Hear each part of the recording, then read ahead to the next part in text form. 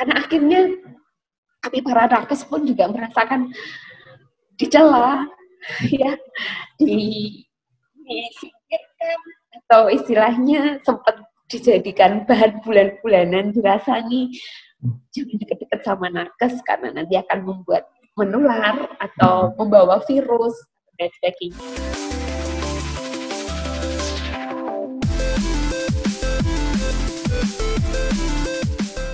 Halo, selamat malam, apa kabar? Semoga malam hari ini menyenangkan untuk Anda semuanya.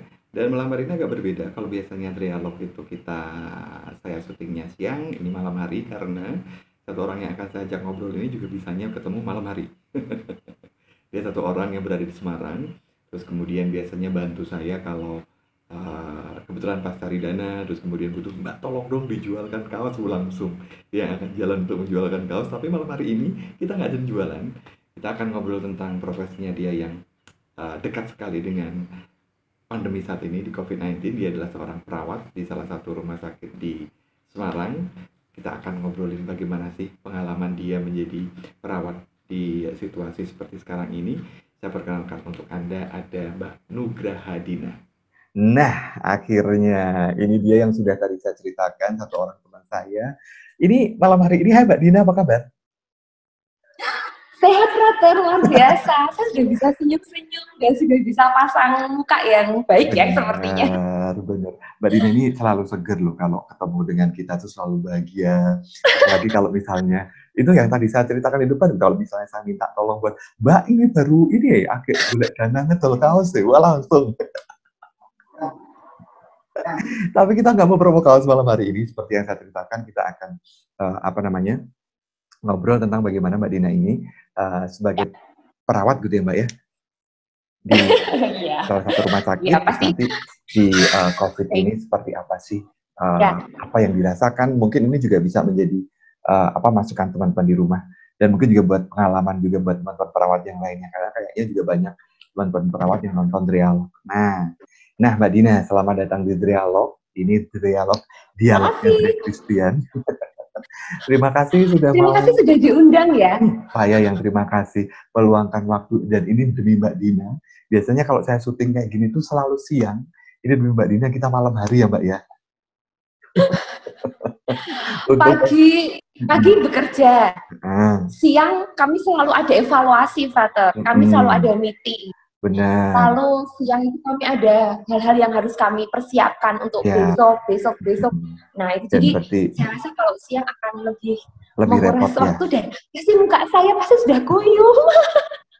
Ini barusan mandi gitu ya, khusus cuci muka lagi. Nah, oke, Mbak Dina, ini sudah berapa lama sih menjadi seorang perawat? Di perawat 2004 saya memulai pekerjaan saya, Frater. Di rumah sakitnya boleh disebutin? Oke, saya bekerja di Rumah Sakit Santa Elizabeth Semarang. Kebetulan saya sekarang sedang bekerja di instalasi rawat jalan. Instalasi rawat jalan itu berarti di polispesialis ya, Frater, tepatnya. Kebetulan saya dipercaya sedang bersama dengan teman-teman 50 orang teman-teman di instalasi rawat jalan untuk bersinergi untuk Rumah Sakit Santa Elizabeth Semarang. Begitu, Frater. Oke.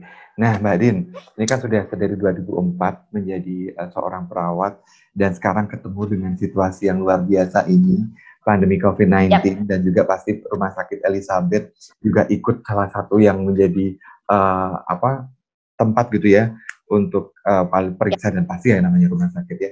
Nah, ceritain dong Mbak Din, awal-awalnya gimana sih apa yang dirasakan, dan katanya tadi dengar Mbak Dina ini sempat dinyatakan ODP juga, itu ceritanya gimana tuh?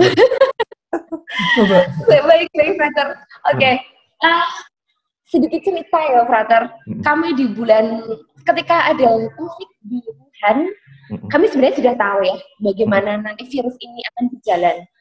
Lalu karena kami konsentrasi dengan akreditasi yang pertama kali harus kami lakukan, karena itu akreditasi istilahnya akreditasi KAS yang pertama. Akreditasi yang harus kami lalui yang pertama kali. Kami konsentrasi penuh dengan akreditasi. Lalu di tanggal 8 Maret, tanggal 9 8 Maret kami akreditasi, 9 Maret sampai dengan tanggal 12 Maret kami akreditasi. Kami konsentrasi penuh dengan yang namanya akreditasi itu. Di tanggal 13 Maret, di tanggal 13 Maret itu kami baru tahu bahwa rumah sakit kami menjadi rumah sakit rujukan untuk pasien COVID. Dan waktu itu kami betul-betul merasakan bagaimana kami istilahnya perang belum memakai senjata, belum memakai perlengkapan yang khusus, belum memakai perlengkapan yang baik. Berarti saat itu belum APD juga belum siap ya, Mbak ya? Gimana? APD sebenarnya juga belum siap gitu ya, pakaian APD? Belum. Kami masih pakai jas hujan, brother. Jas hujan Indomaret. Lanjut. Jas hujan Indomaret ya. Dan APD hanya terbatas waktu itu. APD hanya terbatas. Jadi saya di tanggal 13 sampai 14 Maret itu kami berdiskusi bagaimana caranya untuk rumah sakit kami melayani baik untuk nanti menjadi rumah sakit rujukan. Lalu di tanggal-tanggal 15 Maret, 16 Maret, akhirnya kami tahu betul bahwa pasien yang datang ke tempat kami itu luar biasa paniknya, saking khawatir, saking penasaran, saking cemasnya mereka. Tanggal 17 Maret, saya dinyatakan sebagai ODP, brother. Lah, bentar. Kenapa dinyatakan sebagai ODP, Mbak? Apakah saat itu ada interaksi ketemu dengan pasien nggak sengaja? Ya, jadi kepotong ceritanya ya. Karena di tanggal 13 Maret sampai dengan 16 Maret itu kami pikir saya hanya kecapean karena konsentrasi dengan akreditasi. Ya kan? Saya pikir saya stres dengan akreditasi. Muncullah beberapa gejala batuk, nyeri tenggorokan, demam. Mau nggak mau saya sadar diri bahwa saya harus mulai sebagai tenaga kesehatan, saya harus melewati screening. Lalu maka saya dinyatakan sebagai ODP itu di tanggal 17 Maret sampai dengan tanggal 20 sampai tanggal 21 Maret. Saya dikunjungi oleh petugas DKK, brother, oleh petugas dinas kesehatan. Di rumah? Di rumah. Saya dikunjungi oleh petugas dinas kesehatan. Saya ditanya, kenapa saya bisa jadi ODP? Kenapa saya bisa mengalami nyeri tenggorokan dan sebagainya? Saya menjelaskan bahwa saya perawat. Baru petugas dinas kesehatannya baru tahu, Mbak, kalau sebagai petugas kesehatan ya kami wajar kalau Anda sebagai ODP. Rumah sakit akhirnya nggak mau pastinya ya, karena kebetulan di tanggal-tanggal itu, di tanggal 17 sampai tanggal 20 Maret, kami mendengar kabar yang sebenarnya cukup membuat kami jadi shock. Kenapa? Karena ternyata kami kontak dengan pasien konfirm. Dan salah satu dari pengurus yang kontak dengan kami ini pada saat akreditasi, mereka sudah dinyatakan konfirm, sekalipun hasilnya memang belum ada, tapi akhirnya kami tahu bahwa ternyata kami kontak erat dengan yang pasien konfirm ini. Di tanggal 20 Maret sampai dengan tanggal 23 Maret itu menjadi kekhawatiran kami pribadi bahwa ya kami menjalaninya dengan tulus ikhlas, menjalaninya dengan kerelaan yang tulus, bahwa jadi mewek ya. Nggak apa-apa, Mbak. Kami menjalaninya dengan tulus ikhlas bahwa pelayanan kami ini semata-mata bahwa kami untuk para pasien yang akan kami layani. Hanya kami merasakan bahwa kok ternyata kapan virus ini akan selesai dan kenapa virus ini akhirnya sampai di Semarang dan akhirnya kok ya Semarang akhirnya menjadi zona merah itu, Frater. Tanggal 23 Maret mau nggak mau kami melewati fase-fase yang harus mungkin bagi kami cukup melelahkan ya, Frater. Sampai akhirnya kami mengemis-ngemis, bukan mengemis ya, Frater, kami akhirnya mencari-cari APD. Akhirnya kami harus beli sendiri multivitamin. Kami harus mengusahakan sendiri apa yang harus kami pakai. Kami harus siap sendiri apa yang harus kami butuhkan. Bahkan untuk APD sendiri, mungkin sebagian orang merasa bahwa kok kamu berlebihan sekali sih cari APD-nya gitu kan. Tanpa disadari, kan sebenarnya karena kami tidak mau tertular, Frater, bukan. Tetapi kami tidak mau menularkan ke orang lain. Kami masih punya keluarga, kami masih punya orang-orang yang kami cintai, dan kami harus melewati itu. Tentang multivitamin yang harganya luar biasa mahalnya. Sanitizer yang harganya juga mahal sekali. Kami juga akhirnya menerapkan PHBS sendiri, yaitu pola hidup bersih sehat. Saya masih ingat waktu misa streaming online yang kedua, kalau nggak salah, yang pertama atau yang kedua. Ketika itu masih misa di kapel oleh Bapak Uskup. Ketika Bapak Uskup mengatakan Gregel, Grantes, dan Bapak Uskup sendiri hanya diam, dan itu kami merasakan bahwa mungkin gereja dan juga para imam juga merasakan duka kami terhadap dukanya Indonesia mungkin ya. Karena akhirnya kami para nakes pun juga merasakan dicela, ya, disingkirkan, atau istilahnya sempat dijadikan bahan bulan-bulanan, dirasani jangan deket-deket sama nakes karena nanti akan membuat menular atau membawa virus dan sebagainya. Kami memakai APD itu 7 jam, Frater. 7 jam. 7 jam itu ya. Mulai dari jam berapa, Mbak? Sesuai dengan shift-nya ya? Ya, sesuai dengan shift-nya. Lalu kami gantian. Saya sempat jaga malam di tanggal 21 Maret, Frater. 21 Maret saya sempat jaga malam. Lalu tanggal 21 Maret itu saya jaga malam, saya keliling atau supervisi ya di ruangan yang perawat COVID. Saya hanya bisa support mereka karena saya juga nggak tahu ya, saya sendiri harus membantunya dengan apa gitu. Saya rasa kalau saya hanya bisa support teman-teman itu jadi kekuatan bagi kami. Saya jaga malam dan mereka juga merasakan betapa lelahnya, betapa khawatirnya mereka dengan kondisi kesehatan mereka sendiri ketika mereka harus menahan pipis, mereka harus menahan minum, mereka harus menahan lapar. Ya, mau nggak mau ketika sebelum tugas, kalau mereka harus minum sebanyak mungkin, akan ada kekhawatiran nanti kebelet pipis dan sebagainya, mungkin begitu ya. Kalau mereka makan banyak, mereka juga pastinya nantinya akan nggak mampu dengan kapasitas perut dan sebagainya. Sampai dengan akhir Maret, kami benar-benar yang merasakan bahwa kami seolah-olah hampir saja putus asa, hampir mengalami hal yang mungkin dibilang hopeless ya, mau apa, mau bagaimana, kami hanya bisa pasrah dan mungkin hanya cukup mengatakan bahwa kami percaya bahwa pelayanan ini akan membuahkan hasil dan kami memberikan yang terbaik bagi orang-orang yang kami cintai dan orang-orang yang kami sayangi.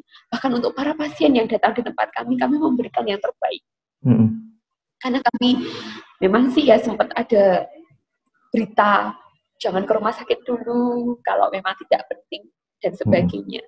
Itu sebenarnya juga bagi kami sesuatu hal yang mungkin nggak enak juga kan, Pak? Iya. Orang ke rumah sakit, orang ada keluhan kok juga nggak boleh ke rumah sakit. Padahal sebenarnya virus ini tuh ada di mana-mana. Lalu di bulan April saya akhirnya melewati screening lagi karena akhirnya muncul yang namanya OTG. orang tanpa gejala. Tanpa gejala, betul. Orang tanpa gejala. Dan akhirnya saya menemukan juga OTG di sekitar kami. Flashback lagi di bulan Maret itu ada driver kami dan juga teman kami yang juga akhirnya confirm. Puji Tuhan, Frater, mereka semua sehat. Mereka semua baik, dan mereka semua, sekalipun yang satu teman kami itu harus dengan ventilator ya, harus dipasang ventilator, harus dipasang ya. Dan kami itu kayak bersekutu sih waktu itu, Frater. Kayak rasanya denial aja. Dia tidak, kebetulan dia tidak terlalu istilahnya tidak kontak ya dengan pasien COVID, tapi akhirnya dia kena dan akhirnya harus merasakan yang namanya memakai ventilator itu kan luar biasa jadinya. Dan akhirnya bertemu dengan orang-orang yang semangatnya tinggi, itu yang membuat kami menjadi semakin kuat untuk terus berjuang misalnya. Di bulan April saya screening, saya rapid test 2 kali, dan akhirnya dinyatakan negatif, puji Tuhan.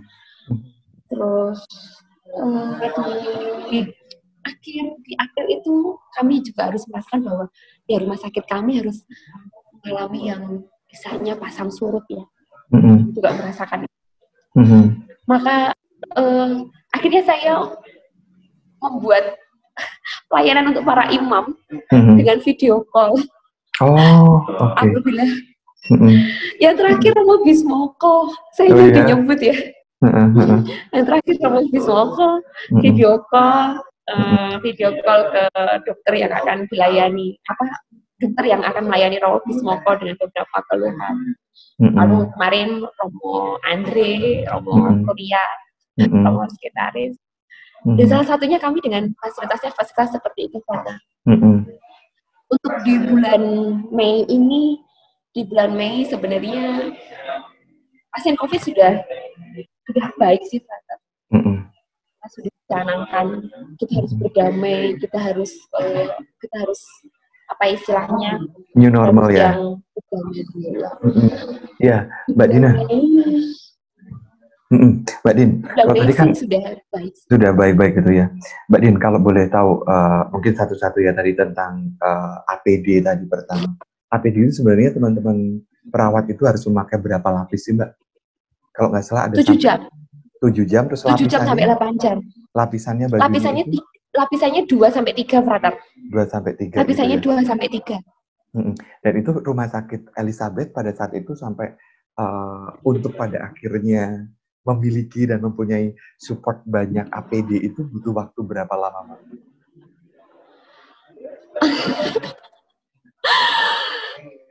Luar biasa, Frater. Kami sampai membuat permohonan. Iya kan? Kami sampai membuat permohonan ke Karina. Sampai minta donatur.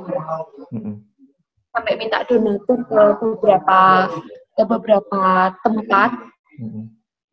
Kemungkinan sekitar 2 minggu, Frater. 1 minggu sampai 2 minggu lah. 1 sampai 2 minggu, berarti dalam waktu-waktu itu memakai itu tadi ya, memakai mantol yang dibeli di Indomaret itu tadi ya? Ya, kami hanya seadanya waktu itu. Hanya seadanya. Kami hanya pakai nose cap, hanya pakai kacamata Google, hanya pakai mantel yang biasa, kayak gitu, dan pakai baju yang dari kami biasa. Hanya kain waktu itu, belum hazmat. Belum hazmat, benar. Nah, Mbak, kalau untuk sekarang seperti apa, Mbak? Apakah semua sudah bisa terhandle gitu untuk APD dan lain-lainnya? Sudah, Frater. Puji Tuhan semua sudah baik. Istilahnya sudah tertata dengan baik ya, karena memang akhirnya kan ya logistiknya akhirnya kan harus dipenuhi dengan baik. Dan semua harus dipenuhi gitu. Nah, Mbak, kalau tadi kan Mbak Dina tadi menyampaikan bahwa sempat menjadi ODP, apakah kemarin juga sempat karantina 14 hari di rumah itu? Tidak, Frater. Tetap. Jadi tetap harus ke kantor. Tetap bekerja. Untungnya akhirnya Kalau kita mau, sekalipun kita sebagai ODP mau menjalani karantina yang 14 hari pun kita kan harus yang hasilnya kan harus yang reaktif, karena saya hasilnya negatif. Oh, oke. Berarti karena hasilnya negatif, Karena jadi saya hasilnya negatif, masih jadi bisa akhirnya ini saya ya, tidak. masih bisa Ya, aktivitas gitu ya. ya Oke, masih Mbak, bisa harus kemarin aktivitas. untuk apa namanya tadi kan perasaan pribadi sudah diceritakan bagaimana saya tahu bagaimana galaunya Mbak Dina dan juga teman-teman ketika kemarin menghadapi situasi yang pasti berat gitu ya. Support keluarga gimana Mbak? Support si bapak gimana? Boleh diceritakan? Apakah terus pada akhirnya sempat nggak ketemu dulu atau sempat apa? Atau mungkin boleh diceritakan protokol dari Mbak Dina pribadi untuk dari rumah sakit sebelum pulang ke rumah itu apa untuk menjaga itu? Ya, baik. Saya kan ini ya, maksudnya paling enggak memang harus tahu screening dulu. Harus screening dulu. Screening si bapak juga harus screening waktu itu. Screening di rumah sakit Solo waktu itu. Karena di sana. Jadi kan tidak bertemu 2 minggu ya.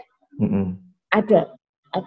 Jadi istilahnya saya juga harus aware sama diri saya sendiri, dia juga harus aware dengan diri saya sendiri. Tapi waktu itu karena saya juga dinyatakan negatif, maka ya sudah. Jadi ya kami percaya bahwa kami harus PHBS itu kata pola hidup bersih sehat.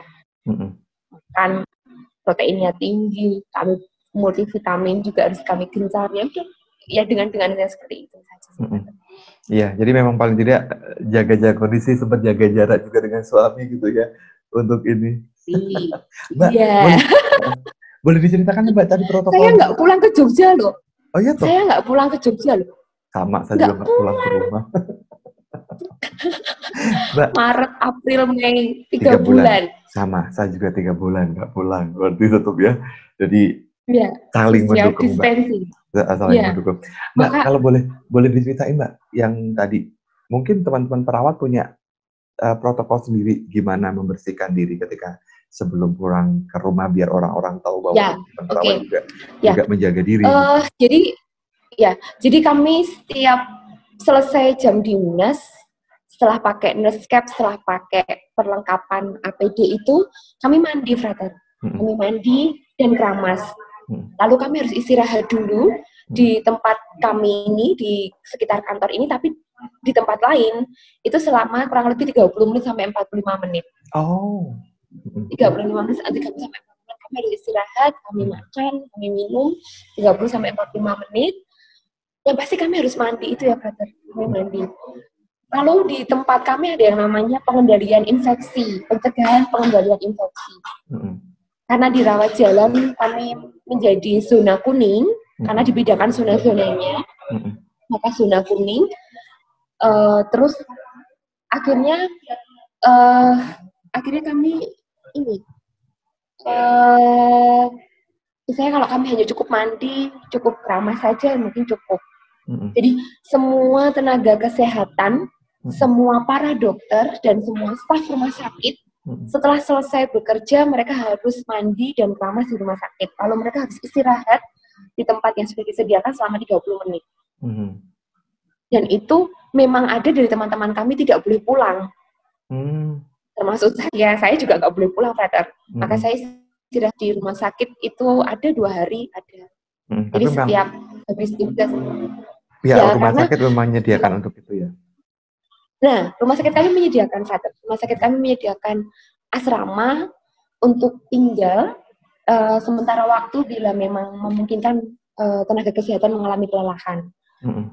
Untuk makan ya kami disediakan, cuman ya kami lebih ke banyak ke lebih proteksi ke diri kami sendiri. Kadang kami makan ya masih ada yang harus kami jajan dan sebagainya. Tapi jajan pun juga kami jaga jarak dengan yang mengantar gitu. Jadi mengantarnya cuman di sekitar bagian security gitu. Jadi kami harus mengambil gitu.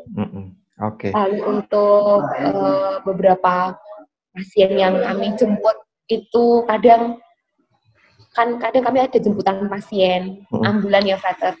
Itu ya kami juga harus memakai APD. Oke, Mbak Din, tadi mau nanya apa lupa? Ini kan satu proses yang sudah Mbak Dina jalani gitu. Terus kenapa tadi sampai kepikiran melakukan pelayanan untuk para imam? Itu pribadi atau itu Baik, keinginan pribadi atau ada sesuatu yang memang sama teman-teman yang lain, para suster atau gimana, Mbak? ya, Fatur pasti ingat ya dengan Romopar Jadi almarhum. pemirsa, Romo Par itu adalah salah satu Romo kami yang beberapa waktu lalu meninggal, dan Romo Par adalah satu orang yang dekat dengan Mbak Dina ini. Silakan Mbak lanjut. Uh, Beliau pernah pesan pada saat saya ingat waktu itu kejadian gempa kalau nggak salah. Gempa di Jogja ya.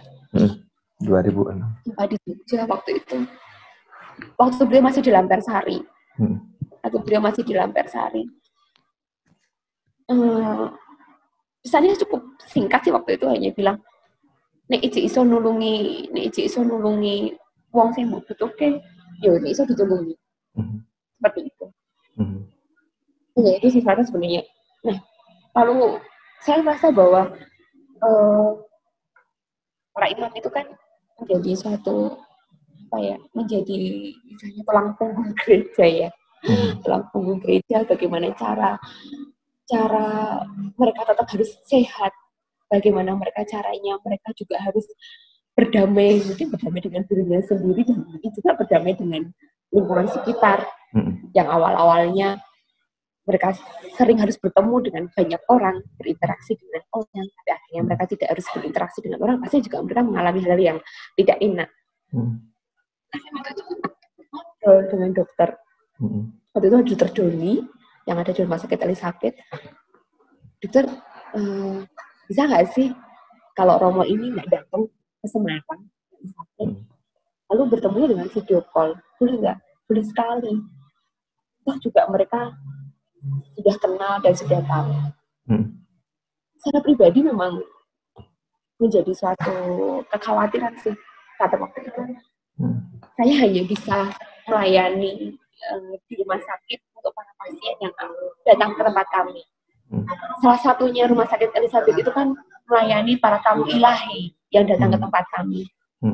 Ya, tamu ilahinya ya, siapa lagi kalau tidak para imam yang mendoakan kami untuk tetap bertahan pastinya ya.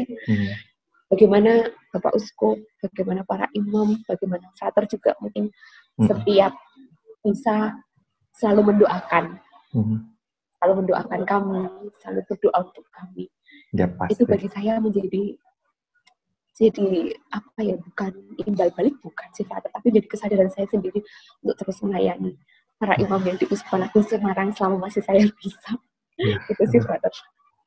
Luar biasa, terima kasih Mbak Dina. Memang kadang-kadang juga kemarin ketika ada satu romo rektor kami gitu bilang tadi malam, mengatakan ini aku mau minyak suci, wah hati-hati loh, tapi kebetulan beliau mengatakan aku pakai APD nanti, ya oke, gitu. Ya. Jalan seperti itu. Ya, terima kasih sudah diberikan pelayanan yang seperti ini.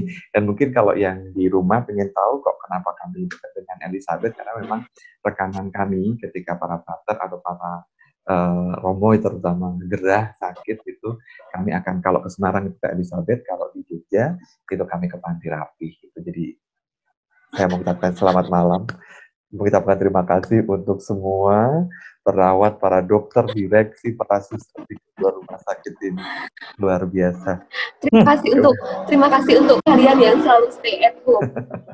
Yes, itu. Terima kasih untuk yang selalu stay at home. Mbak Dina, sudah melalui Ya. sesuatu yang mungkin tidak pernah saya lalui juga, yang mungkin teman-teman yang lain tidak pernah lalui. Menjadi perawat, harus bertemu dengan situasi COVID sekarang, harus deg-degan, sempat menjadi ODP juga, dinyatakan negatif. Sekarang masih juga harus, karena memang pelayanan ini tidak akan pernah terhenti karena sudah menjadi passion gitu ya. Saya tahu itu dari Mbak Dina itu. Makna apa sih Mbak yang bisa Mbak Dina ambil, yang bisa kita bagikan untuk teman-teman di rumah juga dari proses yang Mbak Dina lakukan? Baik, Brother. Mungkin saya sempat bikin tulisan waktu kami tidak jadi paskahan. Kami tidak jadi paskahan di gereja katedral. Lalu kami diminta untuk menulis di salah satu buku yang nanti akan diedarkan, mungkin akan dibagikan. Di situ saya sih hanya melewati cerita yang sebenarnya mungkin orang lain hanya berpikir bahwa ya COVID ini biasa aja lah, gitu kan. Corona ini biasa aja, ya kan, Brother. Itu pasti ada yang mengatakan seperti itu. Ya, di luar sana masih ada yang berbicara tentang ini, bahwa ini COVID ini konspirasi sebenarnya, hanya main-main, gitu kan. Tapi kami mengalami, kami mengetahui. Pesannya hanya tetap bersyukur, tetaplah berbuat baik, dan tetaplah menjadi orang yang terus memperjuangkan kebaikan.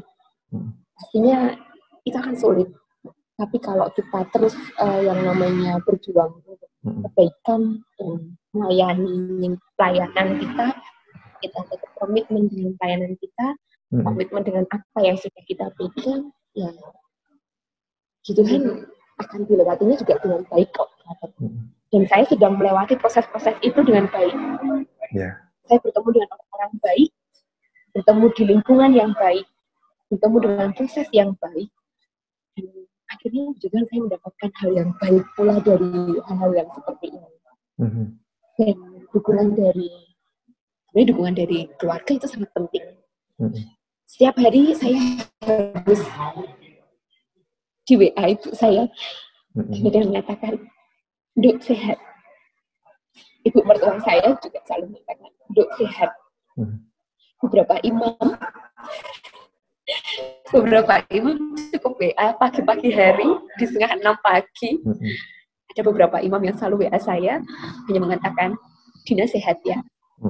Hanya begitu, dan itu bagi saya menjadi hal yang jadi kekuatan. Ternyata saya bertemu dengan orang-orang yang baik, saya berada di lingkungan yang baik, dan saya tumbuh dengan orang-orang yang luar biasa. Dan itu menjadi ucapan syukur saya ketika semuanya harus saya lewatinya seperti ini, dan saya harus menjalaninya dengan sukacita, sudah tidak dengan keluhan lagi. Gitu, Brother. Kalau mungkin ada sekarang caption Indonesia terserah, dan kemarin saya sempat bikin caption seperti itu sih, Brother. Tapi sekarang saya tidak akan mengatakan itu. Tapi saya akan mengatakan pada diri saya sendiri, saya masih peduli dengan kalian, saya masih sayang dengan kalian, saya masih tetap berbuat baik untuk kalian, dan saya tetap akan menerima kebaikan kalian juga dengan kebaikan yang sudah saya berikan. Itu sih, Brother. Dan saya tidak akan mengatakan pada orang-orang, tidak akan pernah mengatakan pada orang-orang bahwa terserah atau lelah luah atau tapi saya akan merangkul mereka yang akan mengatakan bahwa lelah luah dengan kami. Ini bisa saya lakukan saat ini. Luar biasa Mbak Dina, karena sesuatu yang mendalam juga. Kemarin juga sempat melihat tagar Indonesia terserah. Mungkin itu suatu ungkapan capeknya gitu ya. Kita tahu para perawat, para dokter dan sebagainya.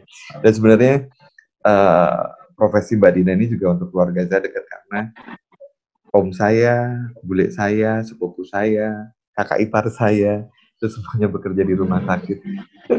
Jadi ya pengennya ngobrol dengan mereka, tapi saya takutnya nangis karena melihat bagaimana yang mereka rasakan. Ya udah, akhirnya mendingan ke Mbak Dina. Akhirnya saya yang mewek juga ya.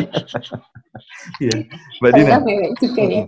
Ini kalau boleh, ini yang terakhir, apa sih yang ingin Mbak Dina katakan untuk teman-teman yang nonton Dialog malam hari ini? Silakan, Mbak. Gimana, Brother? Ulang. Mungkin ada yang mau disampaikan untuk yang nonton acara ini, untuk yang di rumah, okay. Untuk kesehatan atau untuk apapun, silakan.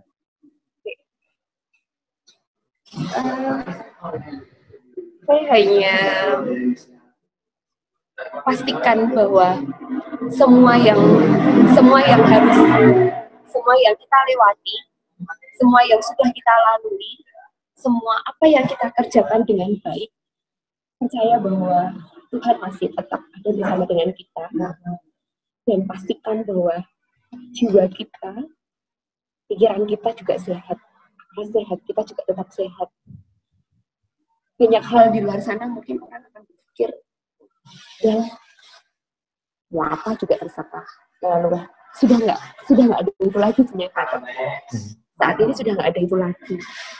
Yang harus kita perhatikan adalah kita pedulikan apa yang bisa kita perbuat untuk mereka yang mungkin di sekitaran kita nggak baik, apa mungkin kita masih kurang. Paling tidak kita memperhatikan orang-orang di sekitar kita. Perhatikan diri sendiri dulu sih, Frater, sebenarnya. Self-care, self-note, dan juga cintai diri kamu sendiri. Bersyukur, itu yang pasti menjadi pokok utama. Dan teruslah untuk berbuat kebaikan dan membagikan senyuman yang terbaik, karena itu yang pasti yang pasti dipentingkan oleh orang-orang saat ini itu. Karena kita pakai masker loh, Frater. Kita pakai masker. Kalau kita mau pasang muka seperti apapun, kita nggak akan tahu. Betul.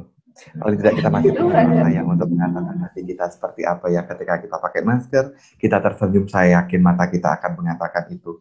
Bahwa kita tersenyum. Mbak Dina, terima kasih untuk waktunya malam hari ini. Luar biasa sekali. Kalau tadi para Romo, kalau tadi ibu mertua mengatakan Duk sehat, saya akan mengatakan Mbak Dina tetap sehat. Untuk teman-teman perawat di sana. Iya, benar. Saya sih kemarin memang sempat di WA sama Romo Kendar ya. Berdoa di depan makam Romo Pan supaya kami bisa melewati masa pagebluk ini. Itu waktu itu jadi hal yang luar biasa sih waktu itu, karena saya yakin bahwa para imam yang sudah ada di sana juga akan mendoakan kita. Saya yakin itu, dan nitip kalau ke makam, nitip salam untuk Romo, karena saya nggak bisa pulang. Besok pagi saya langsung ke sana, karena kalau malam hari ini takut. Dengan nanti Romo Par duduk di sebelahnya Frater. Ya, kemarin barusan. Oke, Mbak Dina, terima kasih ya. Sehat terus. Terima kasih. Salam untuk Masnya. Masnya juga sehat. Salam juga semua yang di sekitarnya Mbak Dina malam hari ini. Amin. Terima kasih. Sampai ketemu di lain waktu, Mbak Dina. Thank you. Bye.